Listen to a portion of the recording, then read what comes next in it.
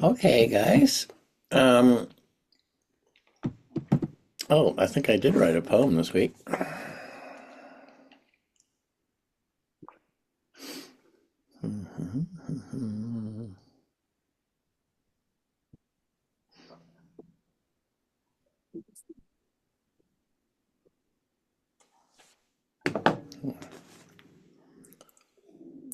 Good thing I put my glasses. Okay, here's my poem of the week. As usual, it's in numbers. That's all I can do these days. Number one, someone hurt my feelings, and I find myself in that familiar runaway train. How could they? I am right, they are wrong. Life is unfair. Number two, in time the train slows down. I become lost in the impressions and scenery. Yet in the dark night I wake from sleep, and it begins again, like a dog finding an old bone to chew on. Number three, this time the original incident becomes lost in 1,000 past events. I'm caught in a repeating inner movie. The train is moving but going nowhere. Number four, by grace now, the heart that was hurt understands something, forgives that person, and so frees myself. The train stops for a moment, and I walk outside and get a breath of fresh air. Oh, I like the ending a lot. Yeah, I like the ending too. Kind of puts it all together. Way cool and instructive. Yeah. Thanks, Helen. You know, in the original, I didn't have that train metaphor. It just sort of popped in. I thought, oh, well, that's a good one to go with. I think the ending of poems is the most important part. Hmm. You know, there's some rather famous poets who don't seem to do a big ending. I don't know why. Maybe it's a thing. I like it. Let me see. What do I? Oh, I read from my books a little bit now, don't I? Okay.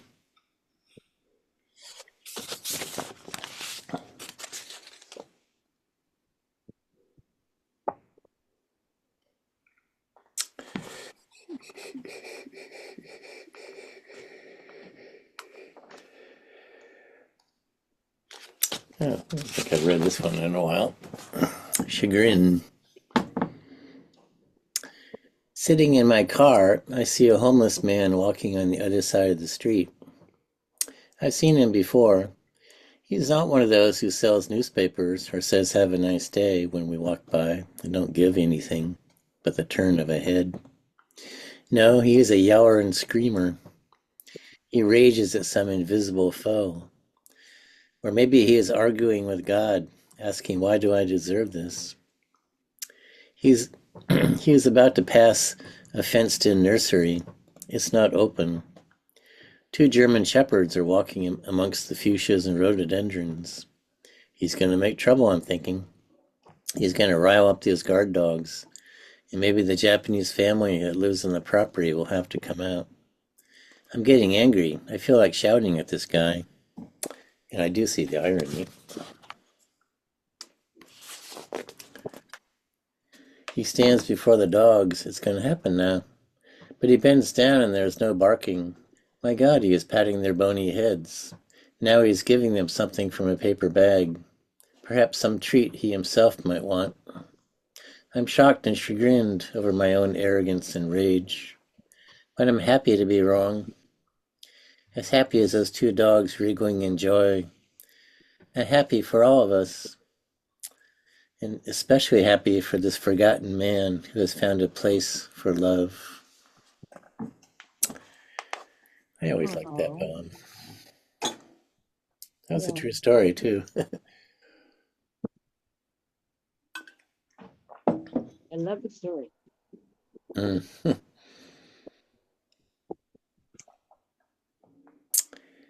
Let's see, I think I read this one recently, but I'll read it again. I like it. Creativity.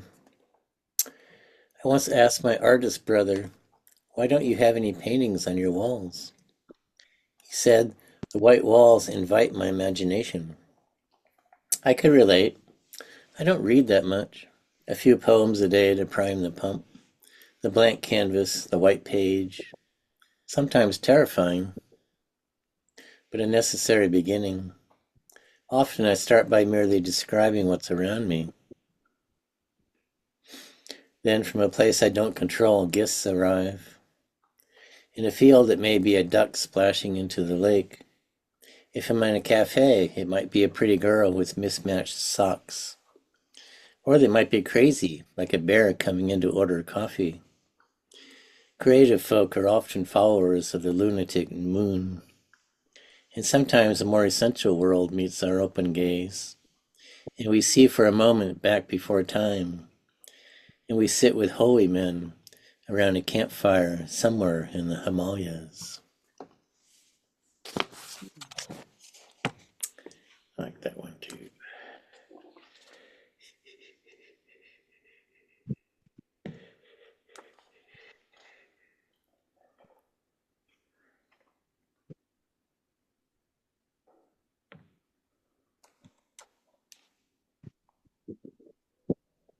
Well, since it's pear season and the pears are out, here's my little pear.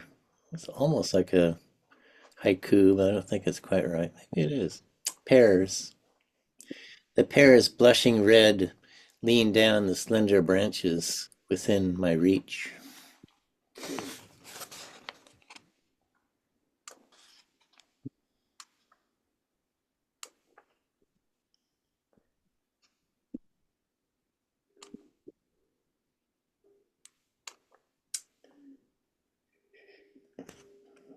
Here's one I think I've never read.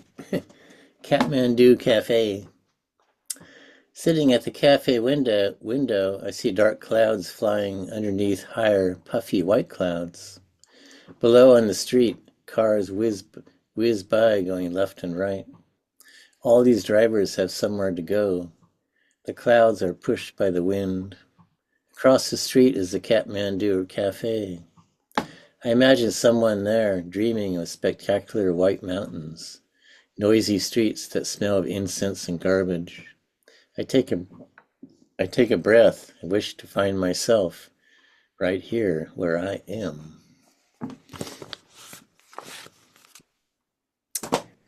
Alrighty. Now it's time for Glenda's poem. You did one, right? Yep.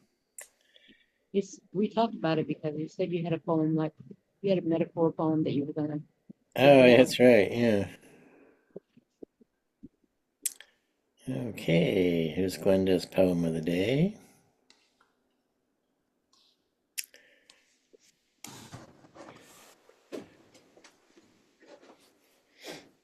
Oh, that's right. I mentioned Icarus the other day. This is called Wings of Clay. Icarus wore wings of wax and flew too close to the sun, just as I flew too close to you. But my wings were made of clay, the kiln of life. It hardened those wings into an unbreakable heart that kept me there when all was lost. With whispered words of wisdom found, and when I sought to lay it down, those wings still held me to speak there, to speak to me of what could be if I just gave you more. Those wings, they also carried you, though you knew not how or why. And when you were gone, they covered me with teardrops born of loss, till I could walk alone again, stronger where I'd broken, softer where I'd been worn. And now at last I find the path where only roses grow, and bend to touch the petals drenched in early morning's dew, with wings of clay and a heart just damaged. But still here to face the day, I still can laugh and dance with you, held fast by the wings of clay. Great.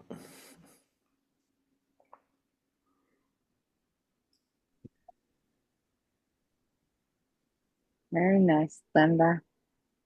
Thank you, Julie.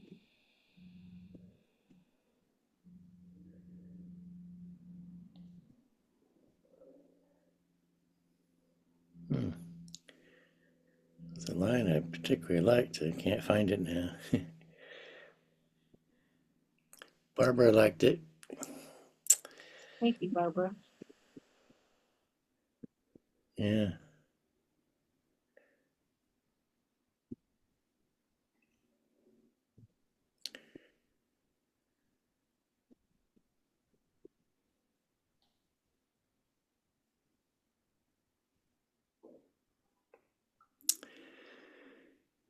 Oh, Brenda's coming in late.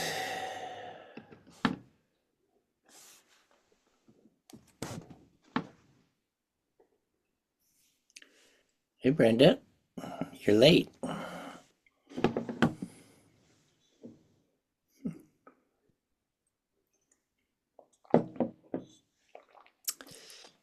I don't know what, I don't know what made it happen,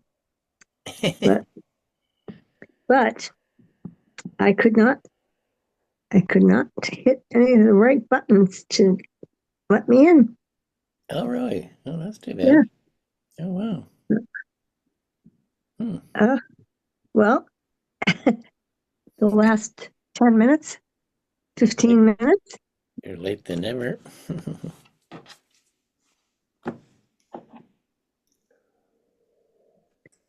You could say. All right.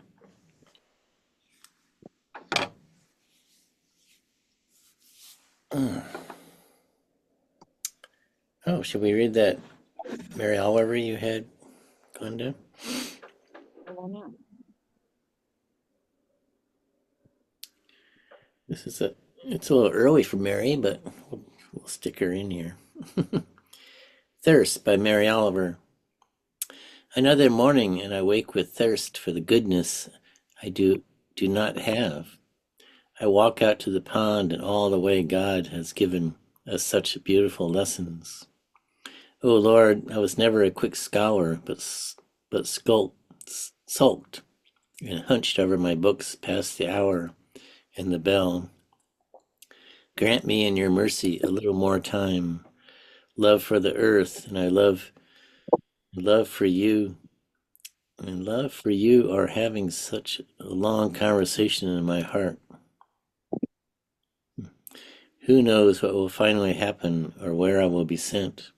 Yet already I have given a great many things away, expecting to be told to pack nothing except the prayers which, with this thirst, I am slowly learning. I like the last few lines. Yeah. Yeah. Mary put the thoughts all to shame. Yeah. We're not going to be able to take anything with us, are we?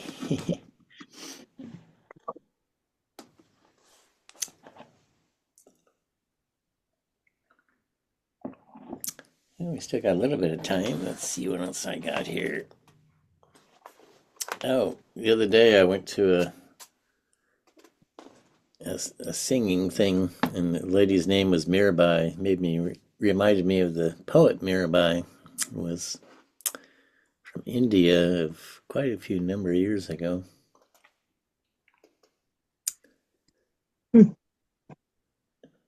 This is called The Heart of Midnight Tears.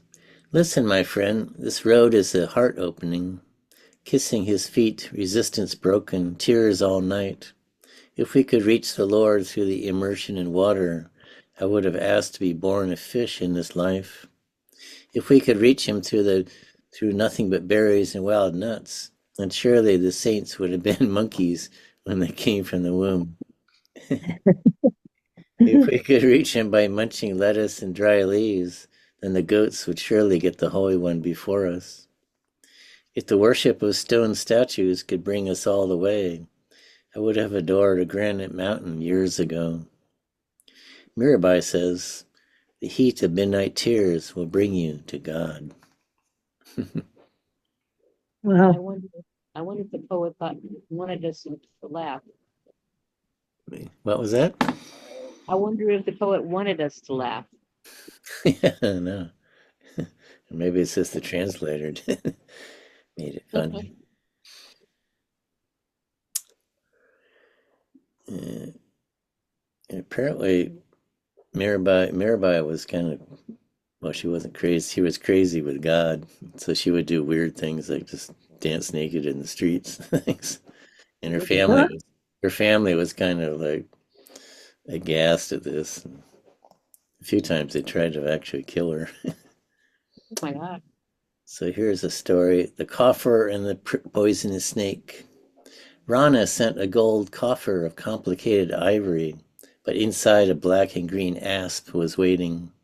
It's a necklace that belonged to a great queen. I put it around my neck. It fit well.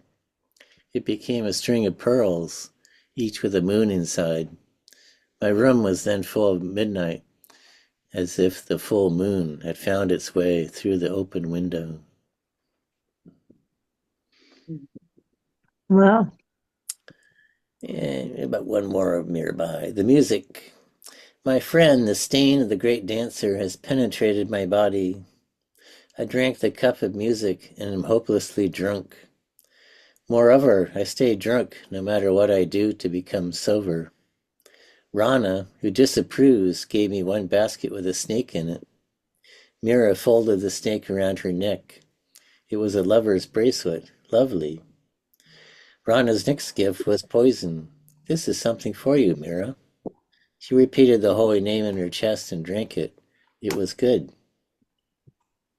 Every name he has is praise.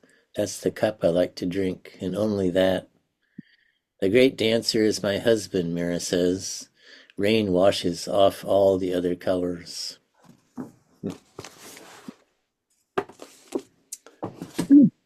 Nearby.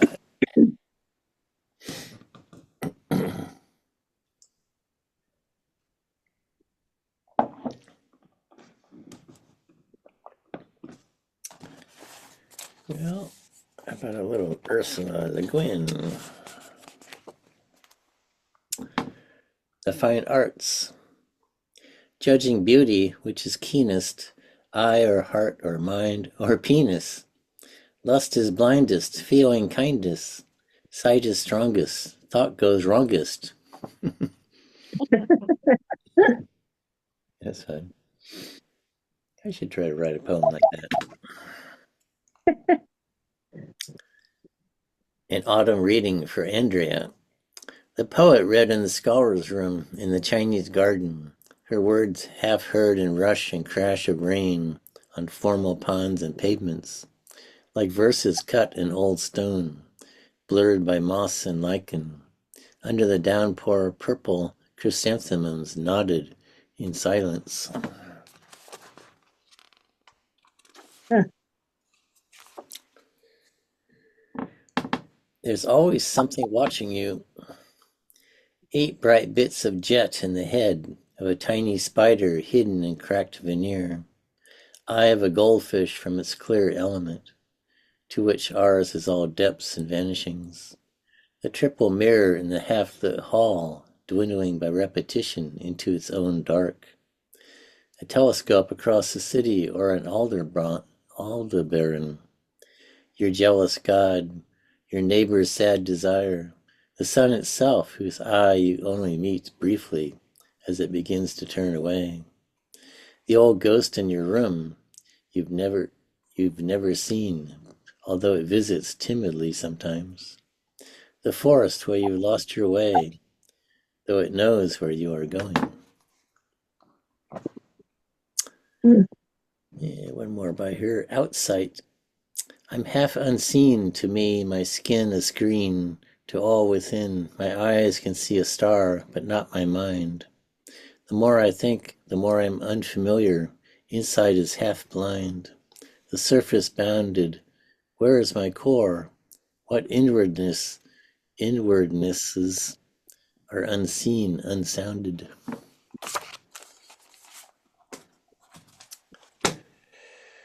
Well, let me see. I had something else here. This doesn't really fit the evening. Let's see.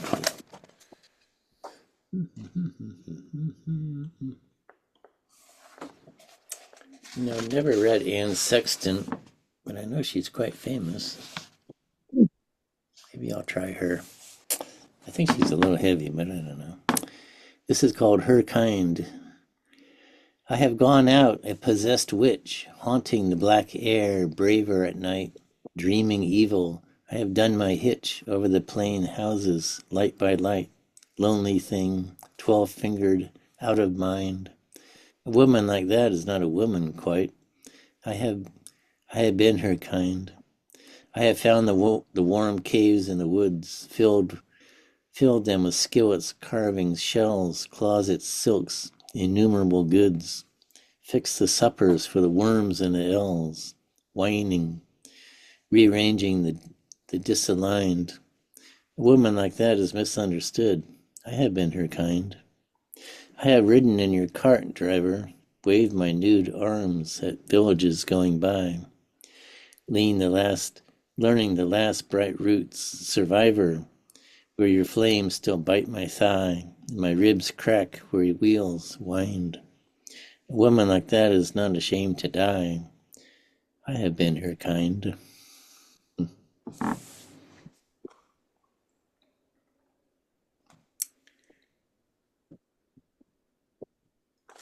One more by Anne Sexton. The truth the dead know. Gone, I say, and walk from church, refusing the stiff procession to the grave, letting the dead ride alone in the hearse. It is June. I am tired of being brave. We drive to the Cape. I cultivate myself where the sun gutters from the sky, where the sea swings like an iron gate, and we touch. In another country, people die. My darling, the wind falls in like stones from the white-hearted water. And when we touch, we intertouch entirely. No one's alone. Men kill for this, or for as much. And what of the dead? They lie without shoes in their stone boats. They are more like stone than the sea would be if it stopped. They refuse to be blessed. Throat, eye, and knuckle bone. Oh, well, that's a little heavy. I thought she was kind of a heavy. Let's read some Mary Oliver. Do we want to read more dog songs? Yeah. You're always happy. Yeah. I think I'll leave it in Sexton for the history book. Let's see.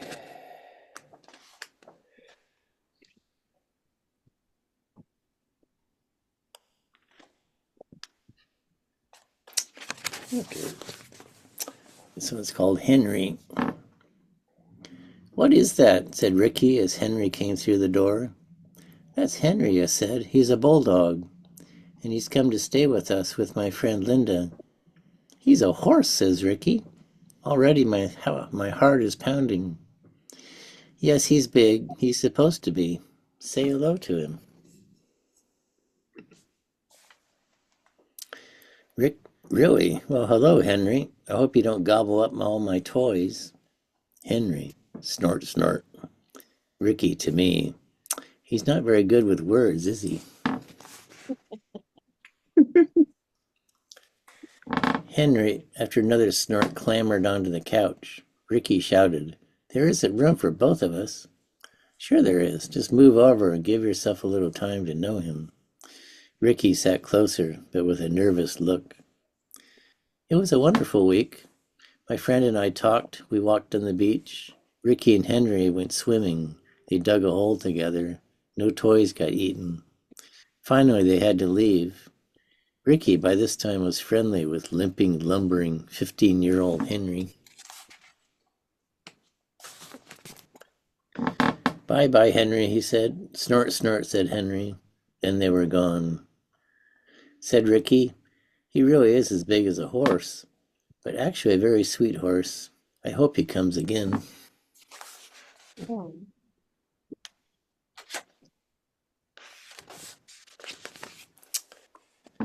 Let's see. This is how a lot of us become friends. One day on the beach, Ricky met a dog just about his size. Her name was Lucy, and she was very pretty. Wow, said Ricky. Naturally, I met Lucy's mother, Teresa, at the same time. It happens that Ricky's full name is Ricky Ricardo. So how could Ricky and Lucy not take to each other? In fact, they became quite tight. It wasn't a good day if they didn't see each other. So how could Teresa and I not start on that day to become friends? That's the end of the poem. You never know where a conversation is going to go. Said Ricky to me one day, why is it you don't have a tail? No, I just don't. Maybe once upon a time I had one, but not anymore. What happened? Did you have an accident? No, things change sometimes over time. You mean maybe sometime I won't get a walk, I won't get dinner, I won't get hugs? That's scary, plain scary. No, it takes a really long time. In fact, some things change over time and some don't.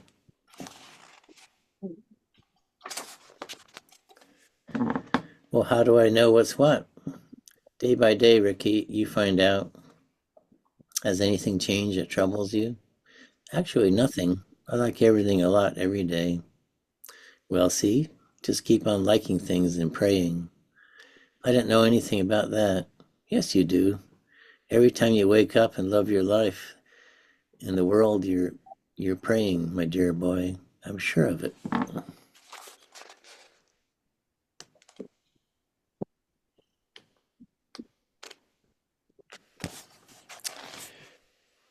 Let's see, maybe one more. The dog has run off again, and I should start shouting his name and clapping my hands, but it has been raining all night, and the narrow creek has risen, is a tawny turbulence, is rushing along over the mossy stones, is surging forward with a sleep loopy music, and therefore I don't want to entangle it with my own voice, calling, summoning my little dog to hurry back. Look, the sunlight and the shadows are chasing each other. Listen how the wind swirls and leaps and dives up and down. Who am I to summon his hard and happy body, his 4 white feet that love to wheel and pedal through the dark leaves, to come back to walk by my side, obedient? Well, guys, I think that's all the time we have. Thank you, John. Yeah, It's wonderful as always. yeah. Thanks, nice to be with everyone. All right. Yeah, we have quite a crowd today. Yeah. Have a great week. Yeah. It's lovely. Thank you. All right. See you all next Wednesday. Bye-bye. Thanks for coming. Okay, Hey, Brenda. Bye. bye. John, it's good to laugh. Okay. Yeah. Guys, I'm gonna here. 2136